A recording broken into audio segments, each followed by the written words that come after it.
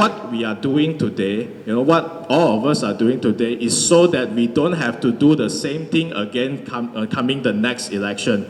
So we hope that SPR can look into the process and then improve the process. There are a lot of ways we can improve, like such as let them vote at their own respective embassies. We can have the very same process. We can nominate, the officers. We can nominate pachabas. So the votes can also be sent back. If there is anything that needs contesting, we can check and recount it again. The process is the same.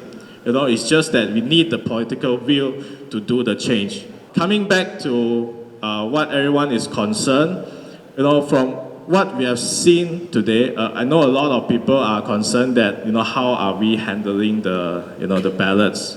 But from what from what I can see and from what my friends here have said, these are young professionals, and they handle all the ballots and the process more systematically than any other people can do. If we don't have this initiative, the votes will be sent by the postal services. It's the same thing, but you see, we have compliance, and then we have everything, and everything is transparent. See, everyone is here, and we can see the whole process.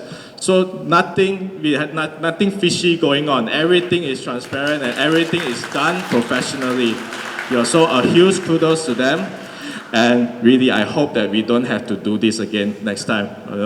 I hope that everything, as what I said, we have a longer period of campaigning period so that we can reduce the uncertainties or even simplify the voting process of postal ballots.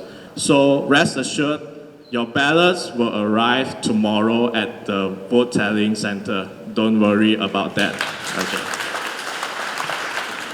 SPR did not conduct enough advocacy efforts to introduce this option of postal voting to Malaysians overseas. And here they are, giving such unreasonable timelines, which was only 10 days for Malaysians overseas to register themselves. Secondly, 21-day campaign period. Essentially what campaign period is, the day between nomination day to election day. We recommended that the SPR set it at 21 days. It was eventually put at 14. Realistically, overseas Malaysians only have 10 days to send back their ballots. After nomination day, SPR has to print all the ballots and send it out to the respective countries. And Malaysians only have 10 days to get it back to the returning officers. Is that reasonable? Again, the question is asked. You are saying SPR has to send out the ballots, and overseas Malaysia has to receive it, fill it in, and send it back, all within 10 days. The third one, taking active steps to simplify the postal voting process. It is a fact that the application as a postal voter has several categories that qualifies. And that this time around, we saw a lot of confusion that arose when many people thought that automatic voter registration, AVR, is implemented. They thought it also means that they are a guaranteed postal voter. It does not work that way. You have to register for my SPR account first, wait for it to get approved, and then you can only apply as a postal voter. What I can share is the day before postal voting application closed, SPR website crashed. So, is this fair? Again. At the end of this collection initiative, which is after the general election, the Compliance Commission will draft a compliance report with the aim to address complaints and publish observations as to whether the initiative was compliant with the law and professional ethics.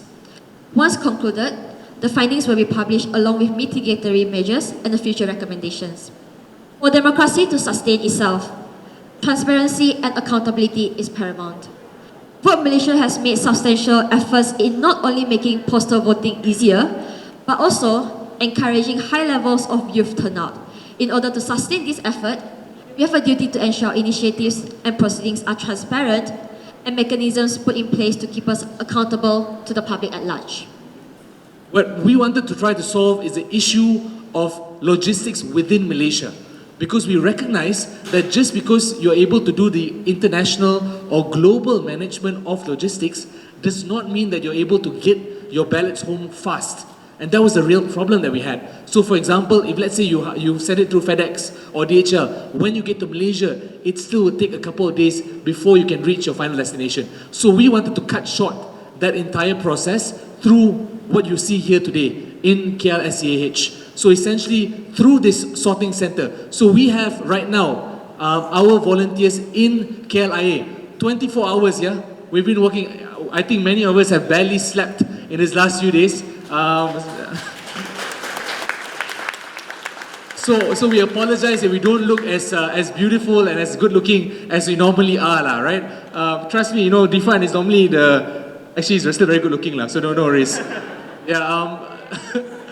So essentially, for us, we have volunteers on standby in KLIA who will bring back the ballots here to KLSCAH, and of course, the sorting center will be done to every single constituency.